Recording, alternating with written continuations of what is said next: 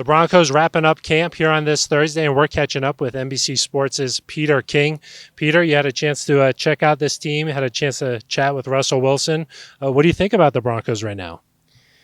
You know, look, they're probably in the best division since the NFL went to these 8 4-team divisions 2 decades ago. I mean, there's a very good chance it's the best division there ever was. Because to me, when I look at what everybody is going to have to do in this division, you've got 6 games where I don't care what the odds are in the game, what the spread is. You shouldn't be surprised whoever wins. But look, I think the Patrick injury hurts. There's no question about it. And I think they really need KJ Hamler. He will be a difference maker, not maybe on the level, obviously, of a Tyreek Hill, but his speed is just different. And so, I hope for their sake he's able to get out and play most, if not all, of this year.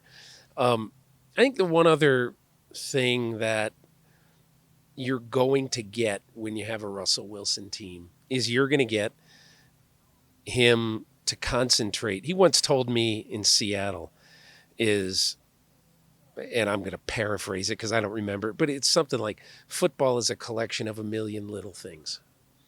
And, I think he is not going to rest until the number 3 tight end knows the 990,000th little thing. And so that's, that if there are mental errors made, A, they're probably not going to be made by Russell Wilson. B, he'll clean it up Monday morning at 7 a.m. But, I'd be optimistic if I were a Broncos fan. It's just that it is such a killer division that you just don't know how that's really going to manifest itself. We've seen that from Russ so far. I mean, we've hearing he gets to the facility at 5 a.m. It's not often a guy like Russ who might be on a Hall of Fame track to get traded 10 years into his career. Do you think he's got something to prove, maybe a little chip on his shoulder this season? I did not talk to him about that, but I know this guy. He's on a track, obviously, to make the Hall of Fame one day. I don't know how much they're going to win in Denver, but there's no way, unless I'm way wrong, there's no way that this trade won't be worth it. Just not possible. Knowing Russell Wilson, the person that I do, he's just not going to fail. And again, what does it mean when you have a good quarterback in a division like this? Does it mean you go 10-7? Does it mean you go 14-3? I can't tell you. They're not going 7-10. I will tell you that. But beyond that, it's so hard to tell because of the level of competition. The Broncos certainly know what it's like not having a guy like that. So to have a guy, there's a certain excitement around here, new energy. Part of that also comes from a new head coach, Nathaniel Hackett. What do you hear about him around the league, and what have you seen from him out here today? I mean, he's perfect for Russell Wilson because he's going to mentally challenge Russell Wilson. I was just in Green Bay. Aaron Rodgers misses the 3 guys who were basically his mentors, including Nathaniel Hackett last year. He loved those guys. And here's the thing about Hackett. If I were a player, I'd really want to play for him because, and this is going to sound strange, he's thoughtful.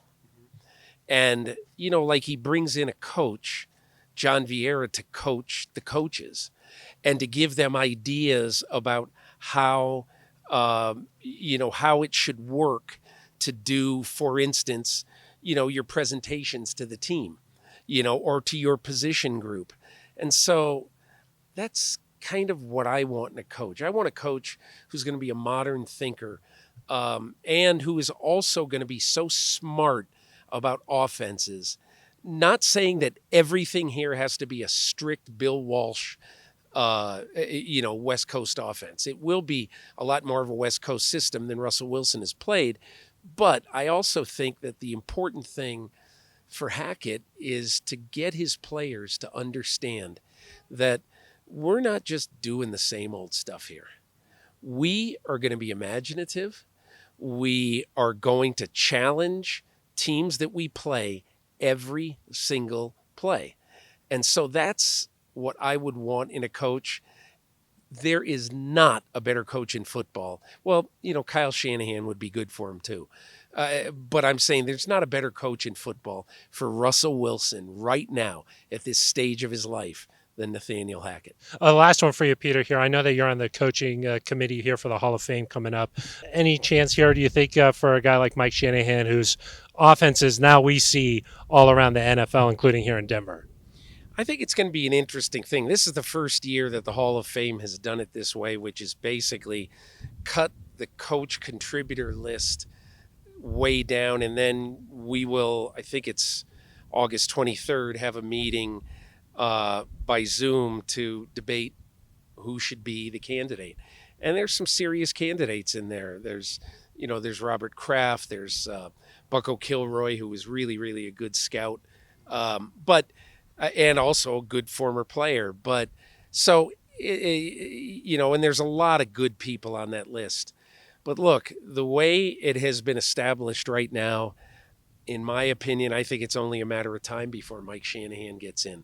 With the number of wins he has in 2 Super Bowls and the great offensive tree that he has developed that exists today, through his son, through Sean McVay, through so many really good young coaches, Matt LaFleur, they all have little tributaries going back to Mike Shanahan. So, again, I'm terrible at predicting Hall of Fame stuff. I really am. I'm always wrong.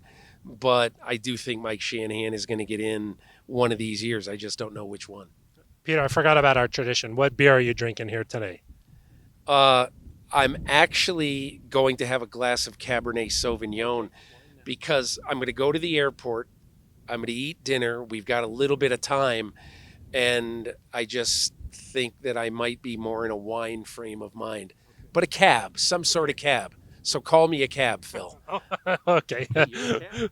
You're a cab, Peter. Thank you so much for your time. Really appreciate it. Okay, Phil, no problem.